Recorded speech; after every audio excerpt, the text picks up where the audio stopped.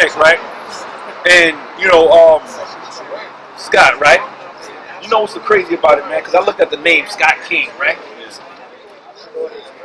Is that your name itself? Yeah, that's my family name is Scott. Right. So right. King is just like, you know what I mean? I just put the King in it because I just felt like every man should feel superior. So that's the reason I put it together. But, you know what I mean? My rap name used to be Q the Kid before that. Right. So, you know what I mean? The Q the Kid really didn't have no meaning, you know what I mean? So I just said, let me change it to something that has some meaning, and I had a story behind it.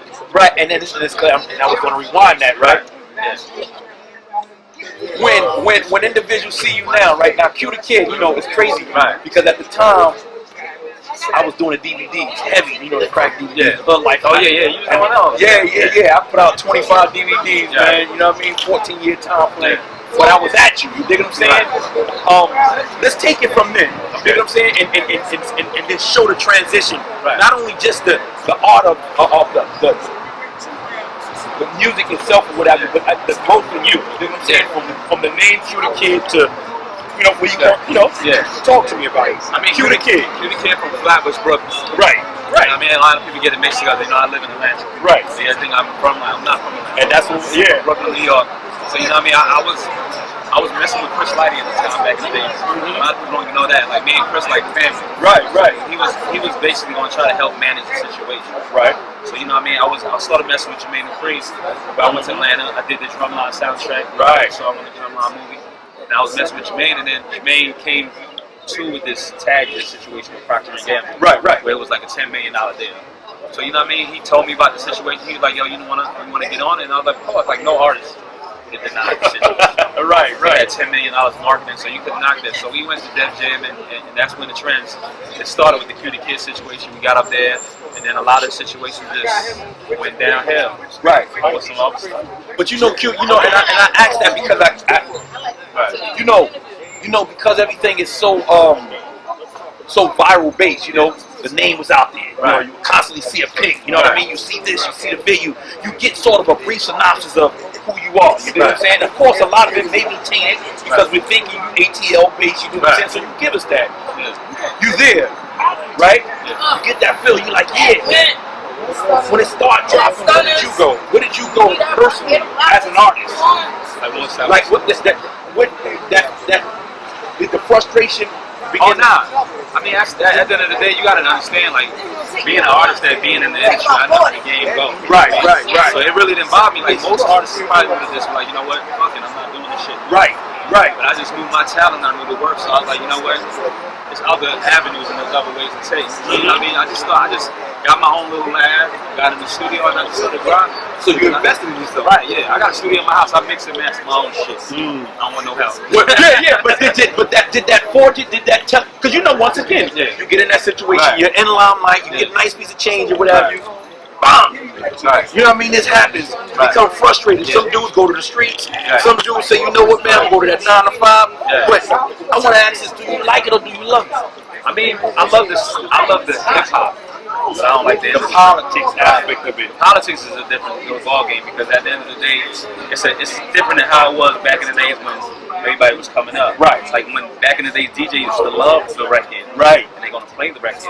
Now DJs is gonna play your record just because you give a little cash in their pocket. I'm mad that's gonna be trash. Right. So like that's why this stuff that I hate. It's like I'm over networking now. You know what I mean? But it's still a network thing because you have the network. But it's feel like I'm doing too much now, you know what I mean? But do you think that it's a rebirth for you?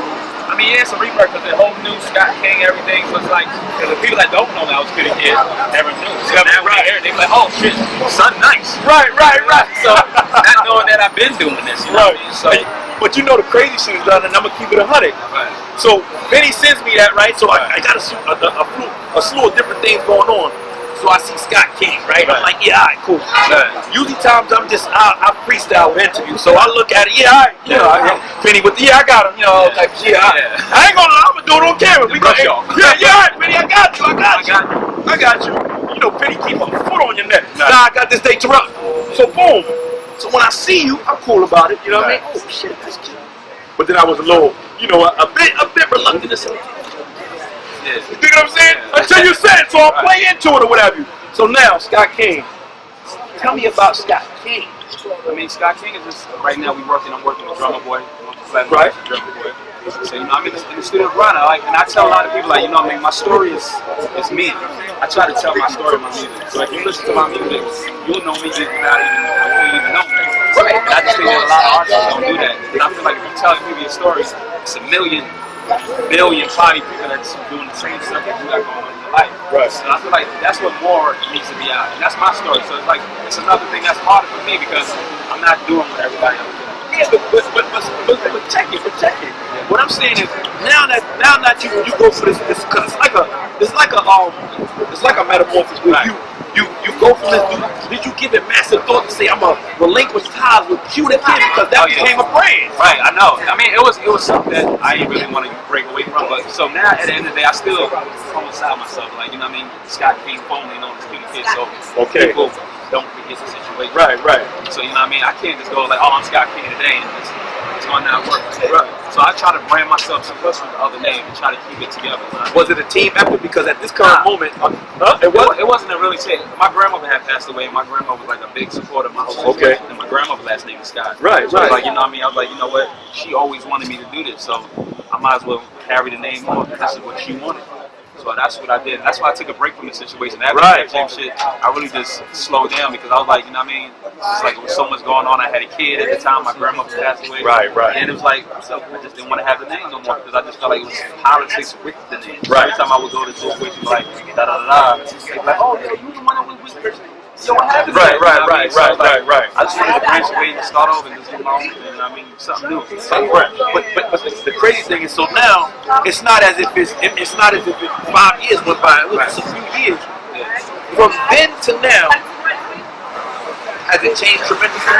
Yeah, because it's certain, like I said, people that don't know now when they hear it, they say, oh shit, homie, So now, the crazy thing, I gained more respect from a lot of other people that I was doing back in the day. Right. So it was crazy how it happened. So I was like, it's probably God given, God was supposed to be that way.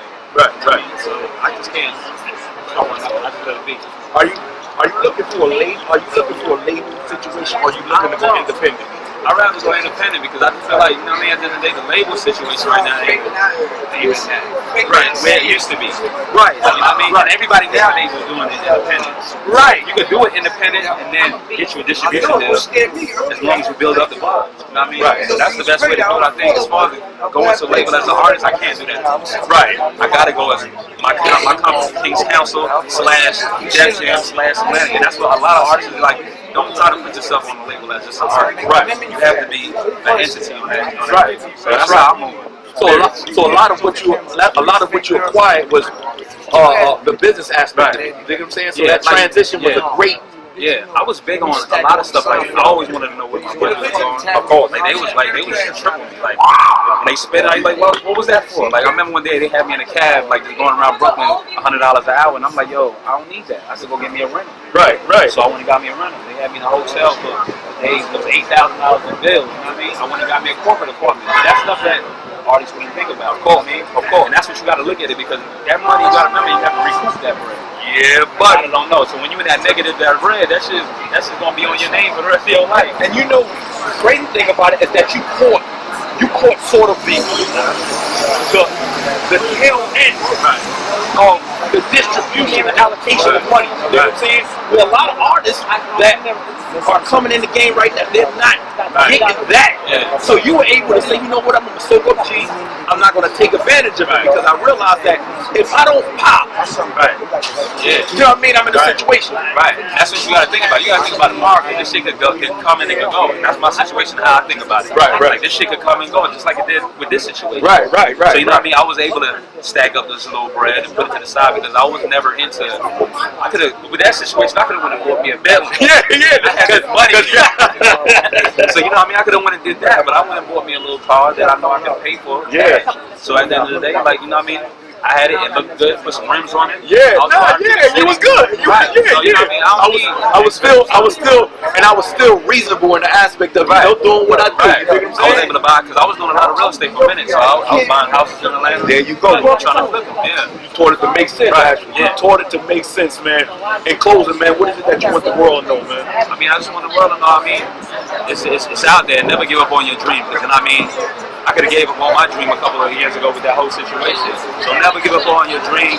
Always be determined and stick to what you like, man. If you got a talent, show the world what your talent is. That's what I'm trying to do, you feel me? Oh, wow. Yeah. Man, so in closing, man, this is what we do, man. I want to say, Q the Kid, formerly, Yo, Scott King. Scott King, Yeah. right, formerly known as Q the Kid, man. It was a great connection, man. I like the fact that you didn't come up here and give sort of surface information. You were able to internally provide great information. You know what I mean? Where typically I interview people and they're in a situation and they lose a situation and they come back and they're like, so you like dogs. You are so dumbfounded. Right. I gotta erase the whole interview and shit, man. And just say, a lot of people like, yo, what's up with you and JD? I mean, I don't hate homie. I mean, homie was doing his job.